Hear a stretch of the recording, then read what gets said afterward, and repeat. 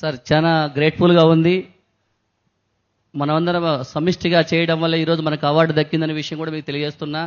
పెద్దలందరూ కూడా మంచి మనస్సుతో ఆశీర్వదించి మన ఇంకా ముందుకు నడిపించాలని కోరుకుంటూ, మన యొక్క పిల్లలు కావచ్చు, పెద్దలు కావచ్చు, ఏదైనా ఒక వింత విషయాలను ఏదైనా కానీ మీకు చేరవేయాలంటే కూడా మన సార్ గారికి ఛానల్లో కూడా చెప్తే నేను దగ్గరుండి రికార్డ్ చేయడానికి ప్రయత్నం చేస్తా. ఈ అవార్డు చేయడం వల్ల ఏమి ఉపయోగాలు ఉంటాయంటే కూడా ఒక నిమిషం చెప్పగలుగుతాను. పిల్లలకైతే బాలశౌర్య అవార్డు అని ఉంటుంది. బాలశౌర్య అవార్డు అంటే మనకు కలెక్టర్ గారు కానీ సీఎం గారి ఆదేశంతో మనకు ఫ్రీ ఎడ్యుకేషన్ వస్తుంది. పెద్దలకి ఏంటంటే ఇప్పుడు పిరమిడ్ మీద మెడిటేషన్ మీద చేస్తున్నామనుకో, మనకు అవార్డు వచ్చిందంటే స్టైఫండ్ క్రియేట్ చేసి గవర్నమెంట్ మనకి ఏంటంటే కొన్ని ధ్యాన క్షేత్రాలకు అవార్డు మనకు వాళ్ళకి ట్రైనింగ్ ఇవ్వడానికి అవకాశం ఇస్తుంది. అలా ఈచ్ అండ్ ఎవ్రీథింగ్ మనం ఏంటంటే ఏ రంగంలో మనం నైపుణ్యం ఉందో ఆ రంగానికి అలాట్ చేస్తూ గవర్నమెంట్ ఉత్తర్వులు జారీ చేస్తుంది. ఆ ప్రోగ్రామ్ని మేము ముందుకు తీసుకెళ్తాము. మా వంతు కృషిగా లండన్ నుంచి అంటే మనకు దాదాపు మన కంట్రీస్, మన స్టేట్స్లో కావచ్చు, మన జిల్లాలో కావచ్చు, మన గ్రామ సభల్లో కావచ్చు, అన్నింటిలో కూడా మీకు సమస్య స్థానం కల్పించడానికి ముందుంటాను. మీకు ఏ చిన్న విషయం డౌట్స్ వచ్చినా కూడా సార్తో మీరు సంప్రదించండి.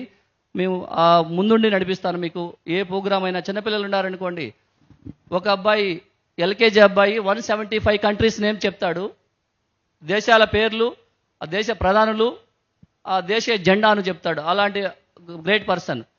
ఇంతకుముందు మనకి ఇక్కడ తిరుపతిలో అంటే కర్ణాటక బార్డర్ నంగిలి నుంచి బ్లైండ్ స్కేటింగ్ పర్సన్, బ్లైండ్ అంటే లైక్ దిస్, కళ్ళు కనిపించవు, అతను 270 కిలోమీటర్లు స్కేటింగ్ చేశాడు.